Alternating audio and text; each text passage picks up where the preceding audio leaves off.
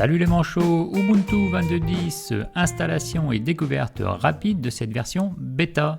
Quoi de neuf dans Ubuntu? Un nouveau nom de code, Ubuntu 22.10 s'appellera Kinetit Kudu. Voyons le point de départ. La dernière installation réalisée, c'était les Linux Mint version 21 en Cinnamon, Mate, XFCE. Nous allons supprimer tout ça, de la partition P6 jusqu'à la partition P10 pour installer une Ubuntu 22.10. Je vais conserver la partition P5 avec ma Linux Mint Debian, donc toujours une entrée Debian dans la partition EFI qui se trouve ici. Le disque utilisé sera le NVMe 0 qui peut s'appeler SDA chez vous. Le disque NVMe 1 ou SDB chez vous ne sera pas utilisé. Ce qui va donner pour l'installation une Ubuntu 22.10 qui sera présente en P6. Le reste du disque dur sera donc non alloué. La partition EFI qui sera utilisée, ça sera la EFI qui se trouve ici en P1. Ce qui donne pour les partitions EFI, au départ nous avons donc une entrée Ubuntu et une entrée Debian, puisque nous avons toujours une Linux Mint Debian qui est présente sur le disque dur, et la Linux Mint 21 était une entrée Ubuntu. Ce qui nous donnera par la suite, une fois l'installation de Ubuntu installée, une entrée Ubuntu qui va pointer vers la P6 et toujours l'entrée Debian qui sera présente pour la Linux Mint Debian. Alors, je vous présente sur le disque dur l'état des lieux. Sur le disque dur donc de 500 Go, ici nous avons une Linux Mint 21, la version Cinnamon, la version Mate et la version XFCE. La partition ici pour le disque dur pour la sauvegarde. Ici ma Linux Mint Debian Edition, et dans la partition EFI, donc nous avons une entrée qui se trouve ici, qui se trouve en Debian, et une entrée Ubuntu. L'entrée boot ici, je peux la supprimer, ce n'est pas un souci, elle sera récréée au démarrage. Je supprime l'entrée, et ici l'entrée Ubuntu, je peux même la supprimer puisque je vais installer ma nouvelle distribution Ubuntu, mais je peux la conserver. Elle sera effacée et complétée par la nouvelle installation. Ensuite, sur l'autre disque dur, pas de changement, celui-ci, on n'y touche pas. Donc là, pour rentrer comme il est monté actuellement, je ne peux pas rentrer à l'intérieur. Il suffit de cliquer dans Boot ici, d'aller dans EFI, de rentrer 2 fois le mot de passe. Ah non, là ça va fonctionner directement. Là c'est pareil, j'ai une entrée Windows et une entrée Ubuntu qui est présente. Donc celle-là, je n'y touche pas, ça va rester actif puisque ce disque-là ne sera pas utilisé. Alors c'est parti pour l'installation. Je démarre l'ordinateur et j'appuie sur la touche F12 pour avoir les bouts de démarrage. J'ai branché ma clé USB avec une Ubuntu 22.10. C'est parti, je démarre sur la clé USB. Alors comme d'habitude, on fait Try or Install. Voici le nouveau fond d'écran de cette Ubuntu 22.10. Je choisis la langue français et je fais Essayer. Je vais préparer le disque dur pour l'installation de cette Ubuntu. Pour cela, je vais lancer le logiciel disque tout simplement. Sur le disque de 500 Go, je vais le sélectionner et ici je vais faire un petit peu de ménage. Donc j'avais dit que je supprimais les distributions qui étaient présentes ici. La Linux Mint qui est en partition 6 qui est présente ici, je vais la supprimer. La Mate, je la supprime. La XFCE, c'est pareil. La partition de sauvegarde qui m'avait servi à faire des tests avec Timeshift, je supprime aussi. J'ai donc ma partition data que je vais conserver, une Ubuntu 22.04 qui est présente ici. Là, j'ai ma Linux Mint 21 qui m'a servi de faire de mise à niveau, et ici, c'est ma Linux Mint Debian que je vais conserver. La version Debian, je la conserve. Mon disque est donc prêt avec une partition libre ici qui est disponible de 146 Go, not allocated. Je vais donc utiliser cette partition pour l'installation. Maintenant, je procède à l'installation.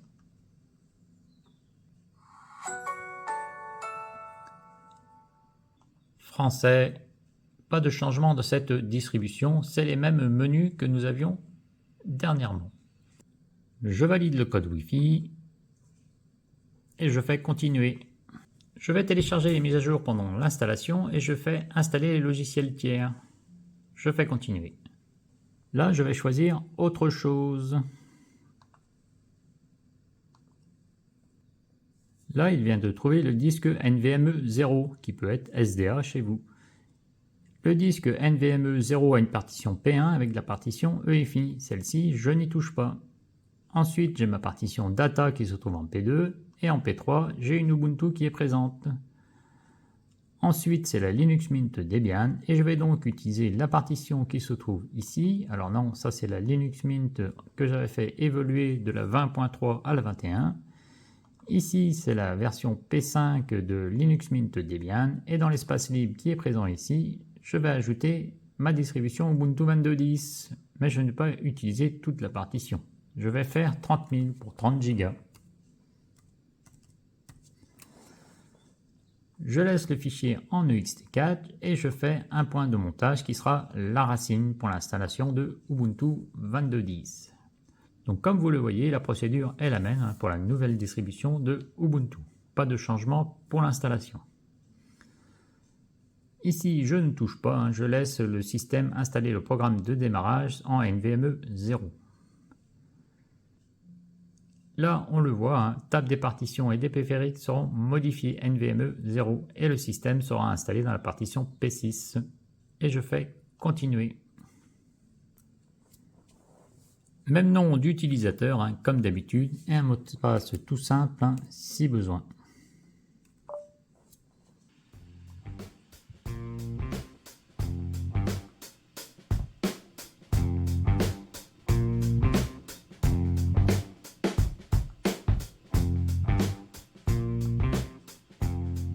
Et voilà, redémarrer, maintenant c'est parti. Alors il me demande d'enlever la clé USB, ce que je vais réaliser, et je fais Enter. Et là nous avons les nouvelles entrées Ubuntu, nous avons toujours la 22.04 qui est ici en P3, ça c'est le disque dur qui est de 500 Go. Nous avons toujours la Linux Mint 21 qui était la mise à niveau, la Linux Mint Debian qui est présente ici, et ma Ubuntu 22.4.1, ça c'est ma distribution que j'utilise au quotidien. Nous démarrons notre distribution Ubuntu 22.10. Là, il faut cliquer sur votre nom d'utilisateur. Ensuite, vous avez un menu qui se trouve tout en bas à droite. Ce menu vous permet de passer en menu Xorg ou en menu WLAN. Là, par défaut, nous aurons le menu WLAN. Alors, le menu de présentation est le même. Là, je vais faire suivant. Les menus n'ont pas changé et ça, c'est la Logitech. Je fais terminer. Ubuntu 22.10 Kinetic Kudu, faisons le tour des nouveautés qui sont assez nombreuses au niveau des changements visuels. Alors, comme je fais un test en réel, c'est là qu'on voit tout de suite les petits soucis. Si je lance par exemple OBS Studio qui était présent ici, c'est la version Snap. Alors la version Snap, comme vous le voyez, il y a un petit problème d'affichage. Je n'ai pas les menus qui se déroulent ici et donc je ne peux pas utiliser la version Snap et je ne peux pas la configurer. Alors, pas de souci, j'ai toujours la solution au problème. J'ai donc installé Logiciel. Logiciel est une Logitech qui est utilisée par les Flatpak. Alors, comment savoir si je suis en Flatpak? C'est très simple. Je déroule le menu ici, je vais dans Fichier des journaux, voir le journal actuel. Et là, je monte tout en haut dans le menu, ici, et là, je suis en plateforme WLAN. Donc, WLAN, vous pouvez utiliser Xorg aussi, mais que ce soit WLAN ou Xorg, la version Snap ne fonctionne pas. Donc là, le problème n'était pas là, c'est plutôt la version que j'utilise. Et à ce moment-là, j'utilise la distribution KDE Flatpak. On le voit ici maintenant, je suis en Flatpak. C'est la distribution que j'utilise au niveau de OBS Studio pour que ça fonctionne au niveau de l'enregistrement de l'écran. Alors ne pas hésiter à tester les Flatpak ou les Snap ou les points deb quand vous avez un souci avec un logiciel. Alors l'autre problème au niveau de l'affichage, ça peut être la version WLAN aussi. Utilisez la version Xorg si ça vous convient, mais sinon ça sera du WLAN par défaut. Alors comment utiliser les versions Flatpak? Eh bien c'est très simple, j'ai un onglet ici qui s'appelle Tutoriel et tout en bas vous avez Flatpak et là vous allez pouvoir installer une autre Logitech en fin de compte qui elle va vous proposer les Flatpak, les Snap assez facilement. Alors pour cela, il suffit de copier tout simplement la ligne de commande qui est présente ici, d'ouvrir un terminal. Là, j'ai ouvert un terminal, j'ai sélectionné la ligne avec la molette de la souris, je fais coller tout simplement et je valide la commande, le mot de passe qui va bien, mais bon, l'installation a déjà été réalisée, donc il n'y a pas de souci, il n'y a pas de changement. Mais la procédure est là. Vous avez la ligne de commande au complet qui est présente ici. Alors ici, elle est détaillée, ligne par ligne, vous pouvez les rentrer aussi commande par commande, une par une, vous rentrez les commandes qui sont ici, c'est la même chose que celle qui est présente ici en une seule ligne. Alors, voyons tout de suite les nouveautés sur cette distribution. Et bien, par exemple, je prends la Logitech ici. Donc ça, c'est la Logitech des Flatpak. Et comme vous le voyez, OBS Studio est présent ici. Et là, le menu, quand je les déroule, c'est assez sympa, les nouveaux menus qui sont présents ici. Les Flatpak sont bien représentés, les points deb sont bien représentés aussi, et les snaps. Là, on voit tout de suite la différence entre les versions. Donc c'est ici qu'il faudra choisir laquelle version vous voulez installer. On le voit ici, elle est cochée, la Ubuntu est aussi installée, la version Flatpak est aussi installée. Donc ça, c'est assez sympa, ce nouveau menu qui est présent ici. Alors, au niveau de l'apparence, ici on est passé à GNOME 43, et vous allez le voir ici très rapidement. Quand vous voyez ce menu, c'est que vous êtes passé à GNOME 43. Alors, les paramètres sont présents ici, c'est une nouvelle présence qui est ici. Je déroule les paramètres, mais c'est la même apparence que nous avions avant. Donc, comme vous pouvez le voir sur l'information qui est présente ici, version GNOME utilisée, c'est la version 43. Et le système de fenêtrage ici, actuellement, c'est Wayland. Pour l'instant, je n'ai pas trop de soucis avec Wayland, donc j'utilise Wayland. L'apparence, vous allez retrouver la même chose, avec le mode sombre qui est présent ici. Pas de différence ni de modification à ce niveau-là. La confidentialité, bon là c'est le petit menu que je règle d'habitude.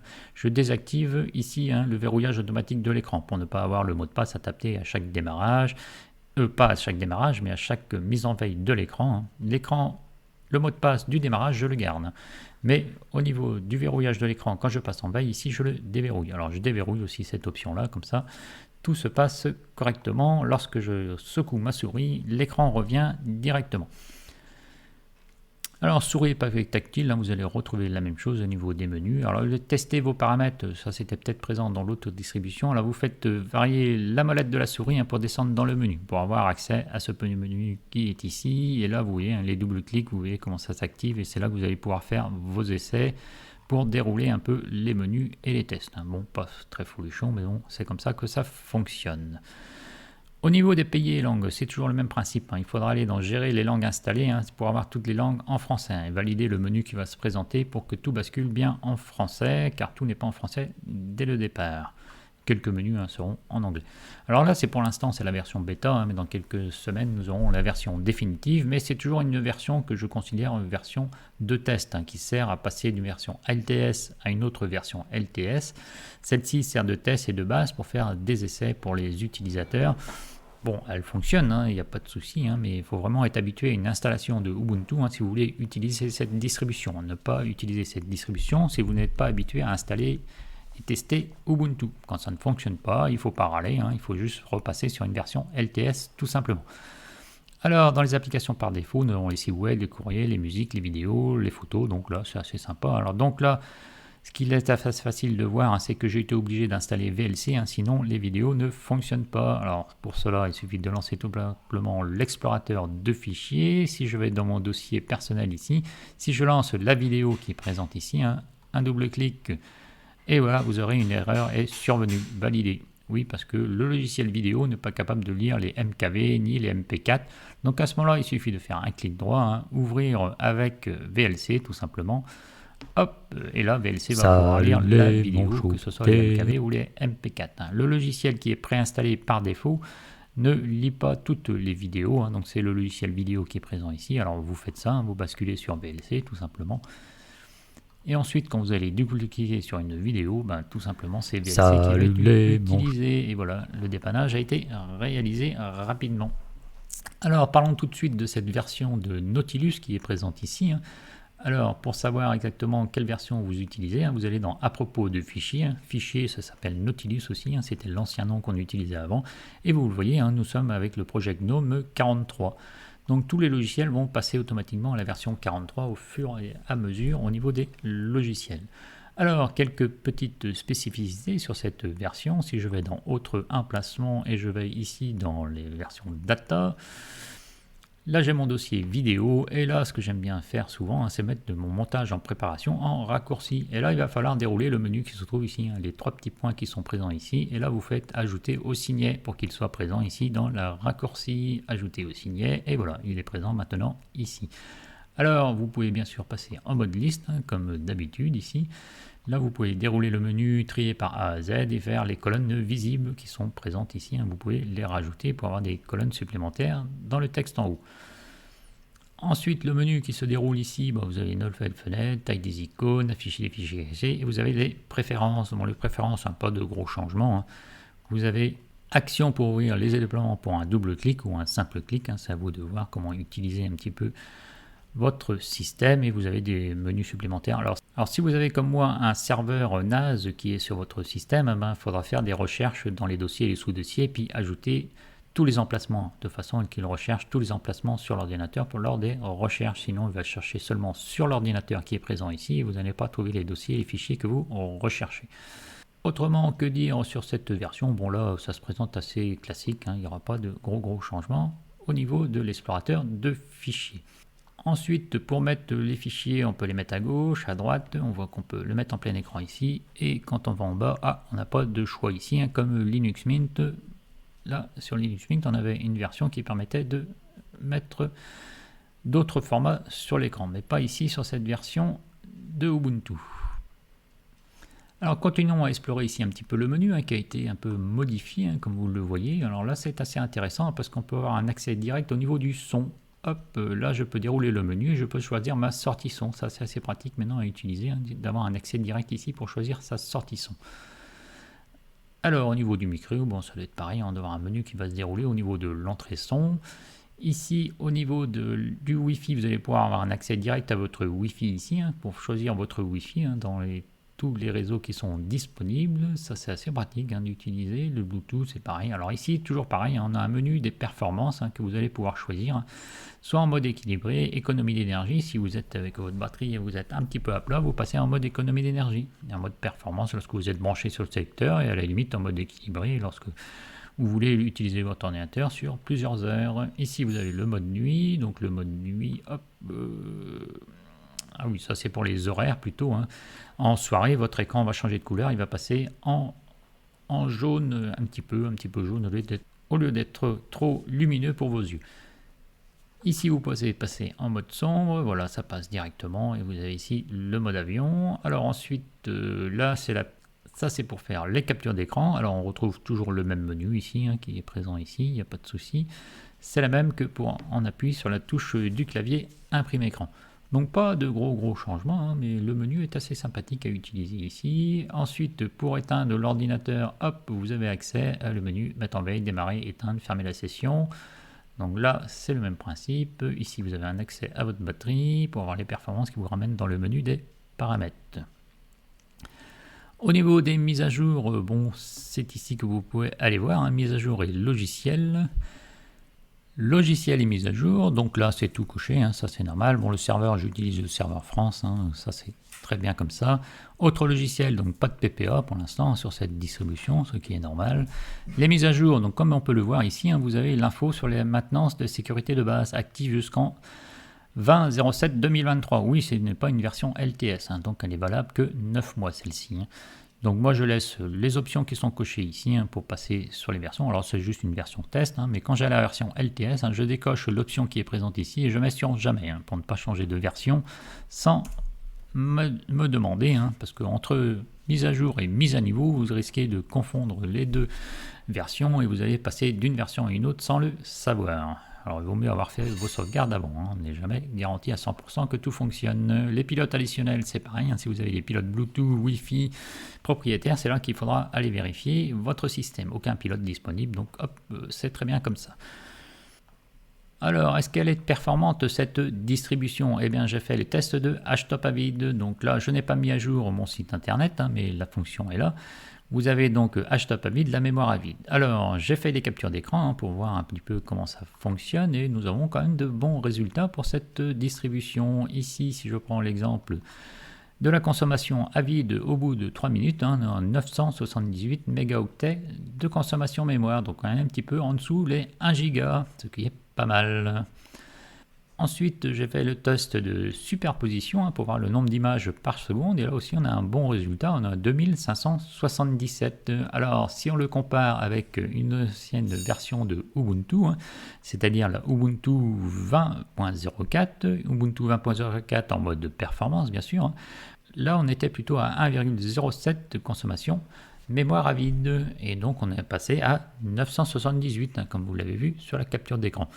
Et au niveau des performances, au niveau de superposition, la valeur ici était à 2022 et nous sommes passés à 2577. Donc pas de baisse de performance sur cette nouvelle version. Je pense que GNOME 43 a dû améliorer la situation. Alors si on regarde le nombre d'images par seconde, 16,62 ici, je vais aller voir sur ma capture d'écran qui est ici, et là on est à plutôt AVG, on est passé à 19,28 en AVG. Donc on a gagné un nombre d'images par seconde assez significatif sur cette nouvelle version, puisqu'ici on était à 16,62. On est à peu près à l'équivalent ici, quand on était ici à 19,07 sur la Zorin OS Core en version 16 qui était présente ici. Voilà pour les petites nouveautés que je voulais vous montrer assez rapidement sur cette nouvelle distribution. On voit que le fond d'écran il était assez sympathique, je vois que c'est plutôt pas mal. On a un accès direct au dossier personnel ici, qui est assez facile d'utilisation. Alors bien sûr, ce menu là qui est présent à droite, il est possible de le modifier, mais c'est la même distribution que nous avions avant au niveau de Ubuntu 20.04. C'est dans les apparences qui sont présents ici.